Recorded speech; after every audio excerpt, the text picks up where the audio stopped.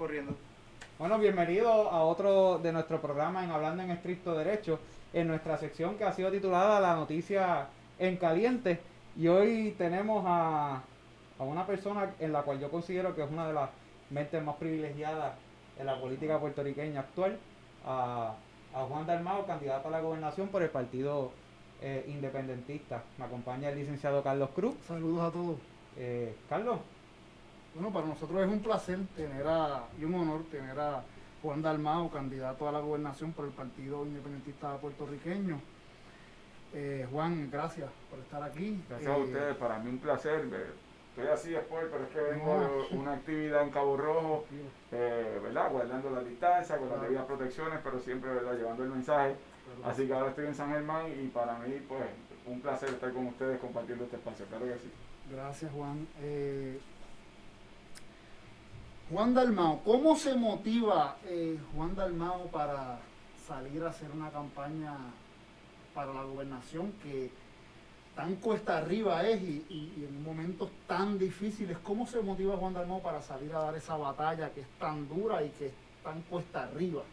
Pues mira, una parte es la motivación que uno tiene por convicción, ¿verdad? Lo que uno cree, lo que le apasiona, a lo que yo he dedicado mi vida, tanto como estudiante como luego pues, profesionalmente, es la idea de que podemos lograr transformar y construir lo que yo he llamado en este proceso electoral una patria nueva. Puertorriqueños estamos orgullosos de lo que somos y sabemos que tenemos un pueblo y un país extraordinario, pero hay que hacerlo nuevo. Y en ese sentido, pues esa convicción es un motor importante que se complementa con el tema de la coyuntura histórica. Puerto Rico tiene 13 años de depresión económica, una deuda fiscal terrible, administraciones que nos endeudaron y que no han sido efectivas para responder a lo que a mi juicio debe ser la ejecución de los asuntos de gobierno a base de la protección de los derechos humanos. Y en ese sentido me inspira además ver, como vi ahora hace un rato en mi actividad en Cabo Rojo, un despertar de conciencia, porque si bien uno puede tener el mensaje, es necesario que ese mensaje tenga resonancia y que haya receptividad en la gente. Y creo que durante este cuatrienio particularmente se ha coagulado esa voluntad de unas nuevas generaciones de realmente asumir responsabilidad para dejar una huella profunda con su propia identidad en el cambio necesario para el país. Y esas nuevas generaciones han logrado inspirar a otras generaciones. Por ejemplo, en el verano del 19, en las marchas yo veía nietos con abuelos que en la vida habían participado de algún evento de protesta o de reclamo. Ese sentido de recuperar la autoridad con autoestima, con dignidad del pueblo de Puerto Rico, en la calle, ahora que se traduzca en las urnas. Y eso me inspira enormemente, conociendo, como señala, los obstáculos enormes que se enfrentan, pero por otra parte, inspirado en que veo cosas que no se veían antes en el momento en que el país más necesita. Mira, Juan, ahora tenemos un plebiscito nuevamente. Yo creo que este es como el sexto o el séptimo plebiscito. Ya esto parece un papelito como el nene que le envía el papel a la nena. Sí o no, sí o no, sí o no. Y la nena le sigue respondiendo la misma pregunta. Usted abiertamente invitado al no. ¿Por qué entiende, verdad, que ese proceso se lleva amañado cada vez que se hace en la historia política? Mira, en el caso de este plebiscito yo le voté en contra a la ley cuando se presentó y dije que esto no solamente no es el mecanismo procesal idóneo para poder expresarse un pueblo en lo que es el derecho internacional a autodeterminarse, pero además porque era evidente que la razón por la que se estaba haciendo era para manipular las emociones de los electores estadistas, que obviamente están desmoralizados, desmotivados por la administración actual y su liderato. Y era un poco, yo usaba la metáfora del palo, la zanahoria y la mula. No sé si ustedes lo han escuchado, pero tú sabes que si tú tratas de mover una mula empujándola, no hay Dios que la mueva. Tienes que coger un palo, ponerle una zanahoria e irla llevando. Y entonces la mula se sigue moviendo detrás de una zanahoria inalcanzable. Pues un poco aquí se ha amarrado la estabilidad con el palo del plebiscito para ver si esos electores se movían para votar. Yo creo que eso les ha explotado en la cara, como señala lo amañado. El propio Departamento de Justicia Federal lo señaló, no en una carta, un memorando bastante robusto, incluso impugnando fundamentos de la ley, como decir que Hawái o Alaska tuvieron procesos como los que se disponen en esa ley. básicamente lo señalan como una información históricamente y jurídicamente falsa. Así que fue un golpe de parte del gobierno federal. Por lo que estamos involucrados en la campaña del no, es que yo había dicho en ese debate en el hemiciclo, que naturalmente si ellos insistían en ese plebiscito del palo y la zanahoria para sacar a sus electores a la calle, que nosotros tenemos una responsabilidad histórica y política de treparnos en el ring, en el cuadrilátero, para defender la nacionalidad puertorriqueña, nuestra identidad, ante la pretensión de que aquí votaran por una asimilación que es incompatible con lo que es nuestra aspiración de pueblo y nuestra propia identidad como puertorriqueños. Así que esa es la motivación de esta campaña por el no, es no al engaño, es no a la manipulación, no a renunciar a ser lo que somos, puertorriqueños siempre, y en ese esfuerzo estamos. Charlie Delgado, candidato a la gobernación por el Partido Popular, ha utilizado este lenguaje como su visión de lo que es el camino hacia lo que él quiere como estatus en Puerto Rico, y él ha utilizado el ELA no territorial y no colonial, y nosotros pues, que somos abogados, sabemos que eso básicamente es un disparate jurídico, por ejemplo, o por lo menos lo que ha resuelto el Tribunal Supremo de los Estados Unidos es que existen dos tipos de territorios, los incorporados y los no incorporados, y que entonces estaríamos hablando de un lenguaje nuevo, nunca antes visto, ¿verdad? Y lo vemos, ¿verdad? Poco posible que se dé un territorio fuera de la cláusula territorial, pero no como Estado, ¿verdad? No unido como parte de la Unión, ¿verdad? De los Estados Unidos. ¿Y qué piensa Juan Dalmau? Sabemos, ¿verdad?, que tiene mucha experiencia, conoces mucho sobre estos temas. ¿Qué nos puedes decir sobre esa estrategia que sabemos y le hemos visto cómo el partido PNP dice que un voto por Charlie es un voto por la independencia, los populares dicen que un voto por Pierluisi y un voto por la estabilidad, cuando todos sabemos que gane quien gane, la situación del estatus no va a cambiar? Así es, mira, yo te tengo que decir que el liderato del Partido Popular históricamente trata de hablar por las dos esquinas de la boca, y entonces por un lado dicen que no creen en la territorial y colonial, pero cuando les preguntan creen que la actual no es colonial ni territorial. Como tú señalas, en el caso del Tribunal Supremo de los Estados Unidos, de los informes de Casablanca, del Congreso de los Estados Unidos al aprobar la ley promesa, se han reiterado desde los casos insulares hasta nuestros días, hasta hace apenas un par de semanas en el caso de Aureli. El Tribunal Supremo de los Estados Unidos reitera que Puerto Rico es un territorio no incorporado, sujeto a los poderes plenarios del Congreso, que en el derecho internacional se le llama colonia. En el derecho constitucional americano le llaman territorio no incorporado. Y básicamente cuando yo escucho esas definiciones que hablan de una no territorial ni colonial, porque esa es la aspiración de los que aquí creen que debemos continuar en el colonialismo a perpetuidad, aun cuando es contrario a la jurisprudencia y la legalidad estadounidense, a mí me parece que es el insólito caso del rabo mediando al perro. Porque quieren aquí el liderato popular imponerle al gobierno de los Estados Unidos su definición de lo que ellos creen debe ser el ELA no colonial y territorial, cuando el gobierno de los Estados Unidos, que son los que nos tienen como territorio, han definido ya cuál es el alcance de su constitución. Es como cuando yo le digo yo comentaba con un abogado de la práctica, que yo creo que tiene mi edad en la práctica, sí, con mucha experiencia, y él me comentaba una vez sobre, yo tenía un caso bien importante y él me dijo, mira, puedes hacer esto, y yo dije, mira, no, porque en 2016 el tribunal resolvió tal y tal cosa, contrario a lo que me estaba diciendo, ¿verdad?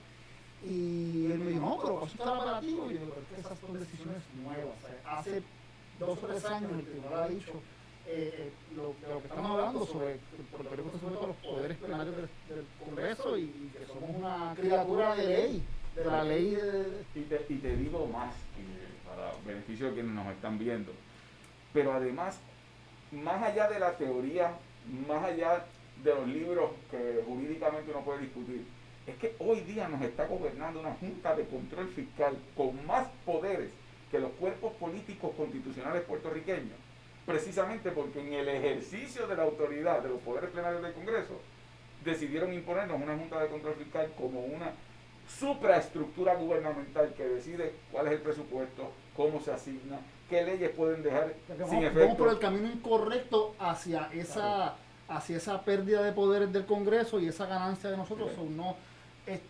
Las cosas están funcionando totalmente contrario a lo que alega. Aquí en sinopsis, cuando Estados Unidos invade a Puerto Rico producto de la guerra hispano-cubano-americana en 1898, se firma el Tratado de París, donde España le traspasa la soberanía puertorriqueña o el control o autoridad que ejercían sobre Puerto Rico al Congreso de los Estados Unidos. Desde entonces Puerto Rico ha tenido, bajo ese ejercicio de autoridad del gobierno de los Estados Unidos, distintos tipos de gobiernos territoriales coloniales. Lo tuvo con el gobierno militar, lo tuvo luego con la ley Foraker, luego con la ley Jones, la ley de gobernador electivo que nos permitió luego de medio siglo votar por un gobernador en Puerto Rico, y luego la ley 600 que produjo lo que se conoció como el Estado Libre Asociado. La nueva forma de gobierno fue promesa, y ahí se nos impuso una Junta de Control Fiscal que echó al traste la organización constitucional jurídica que se conoció como Estado Libre Asociado, pero el hilo conductor en todo ese proceso histórico en Puerto Rico es que el Congreso retiene la autoridad final sobre el país y cada vez más, propiedad, cada vez un ejercicio mucho más burdo colonial. Juan, he visto varias veces en las redes, ¿verdad? Una foto donde dice vota distinto al bipartidismo, y ponen la cara de usted y la de Alexandra Lúgaro y la de Eliezer Molina, pero ¿qué los diferencia o qué lo diferencia a usted de esas otras candidaturas que no son parte del bipartidismo? Bueno, mira, yo diría dos cosas esenciales. Una, que combatir el bipartidismo es un asunto urgente y fundamental. Hay que hacerlo, pero eso no es suficiente.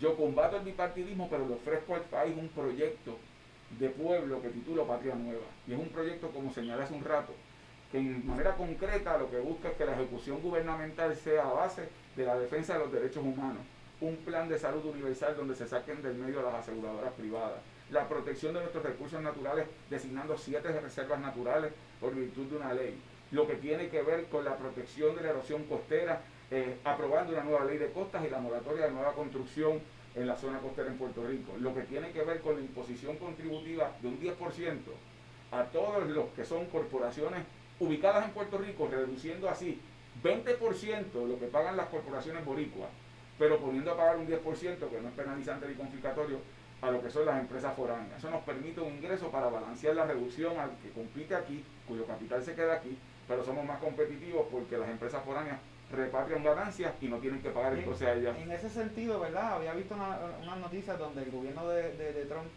piensa traer la farmacéutica a Puerto Rico, ¿verdad? Sobre eso, una creación estilo 936.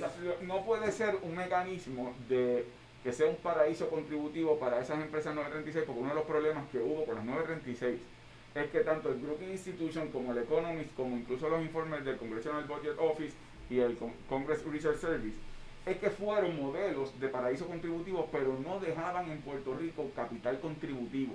Así que todos se lo llevaban para afuera. Aquí hay que establecer sí competitividad para traer manufactureras farmacéuticas de salud, de alta tecnología, pero hay que cobrarle contribuciones y devolverle en beneficios no contributivos, lo que son financiamiento para expansión de infraestructura, adiestramiento de mano de obra, lo que tiene que ver con las garantías de accesibilidad y confiabilidad de energía eléctrica, costos operacionales, acueductos y alcantarillados, tecnología con respecto al uso de energía renovable con láminas fotovoltaicas que el gobierno pueda subsidiar para ser competitivo, lo que están haciendo otros países. Pero en ese aspecto es importante que el bipartidismo hay que combatirlo, pero tiene que haber un proyecto de país complementario que nos dé un mapa de ruta para construir esa patria nueva de la que yo les hablo. Y eso es importante porque en el verano del 19 nos lanzamos a la calle, sacamos a Ricardo Rosselló y no había un mapa de ruta para darle seguimiento a lo que queríamos hacer como país, y terminó Wanda Vázquez de gobernadora y básicamente aquellas lluvias trajeron este fango. Así que esa es una diferencia. Lo que vemos aquí es producto de esa falta de agenda. Así es, pero hay un segundo elemento que es importante y es el historial y el carácter. Lo que me distingue a mí, contrario a todos los demás candidatos, que yo tengo un historial donde la gente sabe dónde yo he estado parado. en las luchas a favor de los derechos de la comunidad sorda, a favor de la educación accesible, democrática, lo que tiene que ver con la salud de los puertorriqueños, los pensionados, los estudiantes, el acceso libre a internet.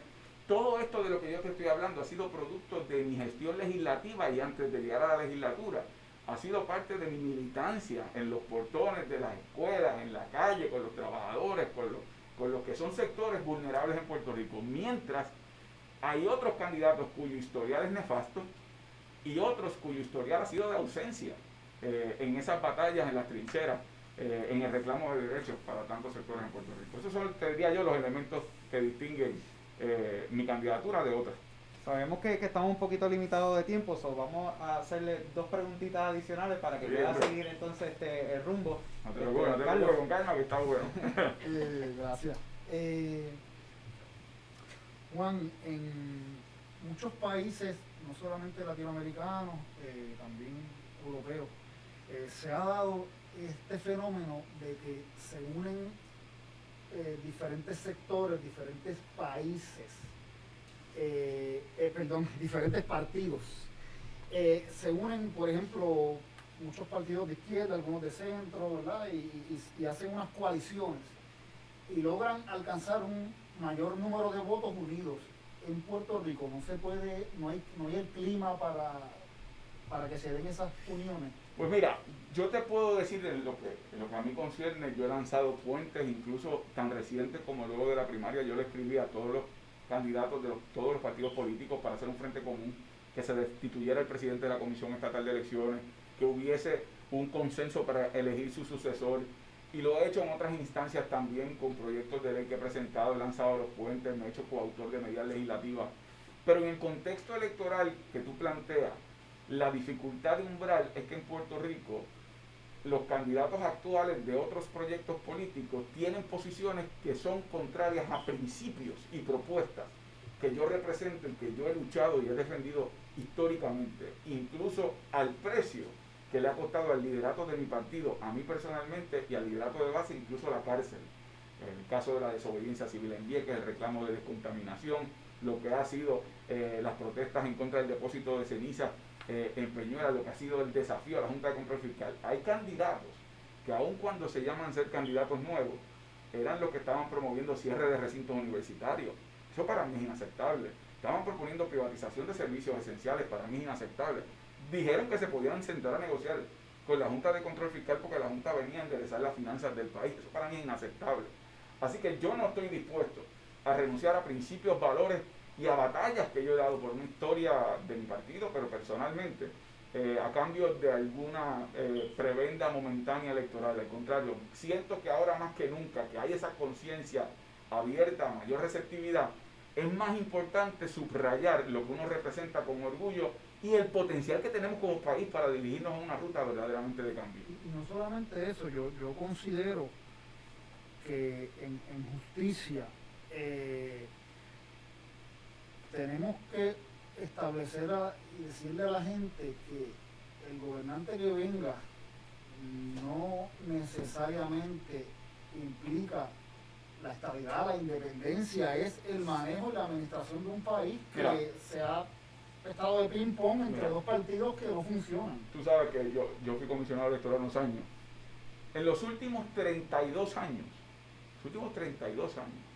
ustedes más o menos debe ser más o menos la edad de ustedes. 31. Tengo 30. Pues la vida entera de ustedes, básicamente, la vida entera de ustedes, yo no voy a decir la mía, yo tengo 47, casi toda la vida. Uno de los más jóvenes y los actuales, porque más joven que Pierluisi y más joven que Charles. Así mismo. Pero en los últimos 32 años, el Partido Nuevo Progresista ha gobernado 16 años, 4 cuatrienios. Y el Partido Popular ha gobernado 4 cuatrienios, 16 años. O sea, se han dividido 16 años uno y 16 años otro. Entonces, los 16 años del PNP, ¿dónde está la estabilidad? Como tú planteas. En ningún lado, al contrario, cada vez más lejos, cada vez incluso es un punchline, como dice el americano, cada vez que los políticos en Estados Unidos hablan del tema. Es una mofa. En el caso del Partido Popular, de los 32 años, 16 del Partido Popular. ¿Y dónde está el ELA, en combo agrandado con papitas grandes, refresco y postre, combo completo. No aparece. No parece. Y la realidad, como tú dices, es que este próximo 3 de noviembre, si finalmente esa es la fecha donde se celebran las elecciones, que es otro rollo, pero en las próximas elecciones, aquí lo que se va a escoger es el liderato de aquellas personas en las cuales usted confía, que recoge con su historial, su carácter y con unas propuestas, una visión necesaria que necesita el país. Y que en ese historial tenga como un elemento fundamental que son personas incorruptibles, que son personas insobornables, que han estado en la vida pública, que sí hemos administrado fondos de oficinas legislativas, de la Comisión Estatal de Elecciones, fondos de campaña públicos cuando existían, porque ya no existen, y privados. Y yo tengo el orgullo de pertenecer a una institución política que ha tenido legisladores municipales, que ha tenido comisionados electorales, que ha tenido candidatos, sin los señalamientos de corrupción, de malos manejos, las multas. Cuando yo fui candidato en el 2012, éramos 6 candidatos, de los cuales luego de la campaña nos hicieron la auditoría, y de los 6 candidatos, eso era el Partido Popular, el PNP, el MUS, el PPT, el PPR y yo. De los 6 candidatos, a 5 los multaron. 5 los refirieron al Departamento de Justicia por malos manejos y violaciones a las leyes sobre contribuciones en la campaña política. A mí no me multaron, a mí no me refirieron a justicia. O sea, hay cosas que se pueden hacer bien. Y ese es el historial, como tú señalas. En estas elecciones, usted lo que debe preguntarse es, no es qué van a hacer. No me digas cuáles son tus planes para mañana. Es dónde tú has estado cuando Puerto Rico más ha necesitado. Y eso es fundamental. ¿Dónde han estado? Y hoy día con el internet, el que dice algo queda plasmado eso. Eso está ahí. De hecho, y la próxima pregunta no es de política y tiene que ver con algo con el internet, pero se me ha quedado esa pregunta desde que lo vi. Esta semana pasada, ¿verdad? En medio de un live. Aquí eso no va a pasar porque es grabado, a menos que no entre por la puerta. No se lo iba a quedar Mi pregunta para usted, ¿qué estaba pasando por la mente de Juan Dalmau cuando si eso se le puede llamar música, ¿verdad? Sale eso en mitad de su live. Mira, primero, para los que no estén viendo, que creo que todo el mundo lo vio, pero para el que no sepa, yo hice la semana pasada un Zoom por invitación de unos jóvenes de la zona oeste y bueno, pues se llenó el Zoom, eran 100, era el máximo, así que lo tiraron también por Facebook Live, así que había como 500 personas metidas ahí. Y de repente, después de casi una hora de tener la conferencia, sale este video con música y una letra muy explícita, de tono bastante subido, con unos bailes bastante tropicales, que fue lo que yo vi. Entonces cuando yo estoy en el Zoom, veo que surge en la pantalla el baile, los trajes de baño, los movimientos, la contorsión, y entonces como que lo primero que oigo es el alboroto. Y al rato empiezo a escuchar la letra. Al principio digo, hay un ruido, pero cuando me doy cuenta de la letra, digo, bueno, aparentemente alguien puso música tropical, porque más iba a decir. El pobre administrador del evento, pues trató, pero no pudo. Pero la primera vez que me ocurre en este proceso, ¿verdad?, de comunicaciones, yo creo que es el primer candidato. Aprendí, pero te digo por otro lado lo siguiente, lo tomé con sentido de humor y yo creo que a veces esos son eventos que uno luce real como es. Una de las cosas que yo quiero comunicar en este proceso de campaña, y creo que hay candidatos que no lo han entendido, es que después de lo que pasó con Ricardo Rosselló, había pasado antes, pero yo creo que el caso más dramático es el de Ricardo Rosselló, el país quiere ver a los candidatos tal cual son y que se presenten reales, no lo que una agencia de publicidad cree que la gente quiere ver y por lo tanto te tratan de diseñar un candidato. Yo a veces veo candidatos que habían sido siempre muy acartonados y muy serios, y de repente ahora a la menor provocación tú los saludas y empiezan a bailar. Nunca habían bailado en su vida. Y uno lo nota porque parece que tiene una varilla, la espina dorsal. Entonces, pues yo por ejemplo, yo nunca he bailado, no lo voy a hacer, porque primero va a ser contraproducente y no es real. Claro. Hay otros pues que, ya tú sabes, no quiero seguir mencionando nombres, después no salgamos. Cuando me dieron la noticia que pues, íbamos a tener el honor de tenerte aquí en el programa y lo primero que digo es que le pregunto y voy a un grupo de amistades y le digo, mira, voy a tener a Wanda Dalmau en el programa, ¿qué le pregunto? Y una muchacha, no lo voy a utilizar en el lenguaje que ella me lo dijo, pero me dijo, pregúntale qué él hace para estar tan bien en forma. Así que yo quiero que, si puede, le voy a contestar. Voy a hacer ¿cómo se llama esto? La admisión.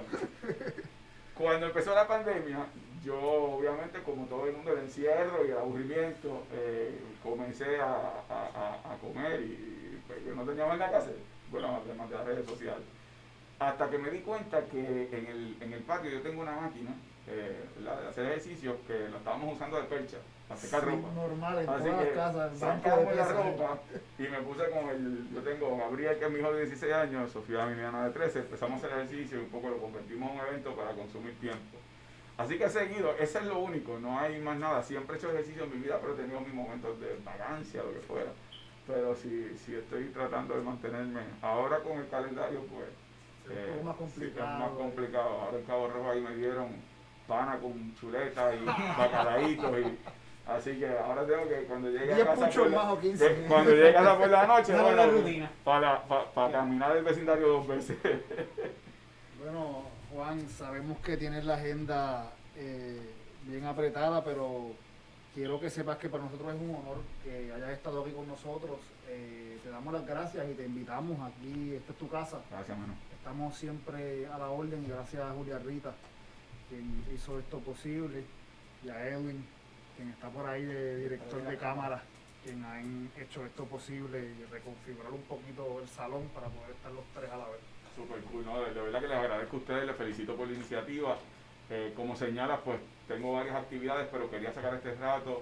Julia Rita lo pidió y basta con que ella lo diga, eso es un mandato de ley a nivel de código de Hammurabi. Si no, ojo por ojo, diente por diente. Si no salgo de aquí tuerto. Así que gracias a ustedes, les deseo éxito y cuentan conmigo. En eso yo, como dijo Benedetti, cuentan conmigo, no del 1 al 10, cuentan conmigo siempre. Vamos para adelante. Muchas gracias, Juan. Bueno, amigos, ya lo vieron, tuvimos a Juan Dalmau en una entrevista más de tu entrevista caliente. Que tengan buen día. Todo.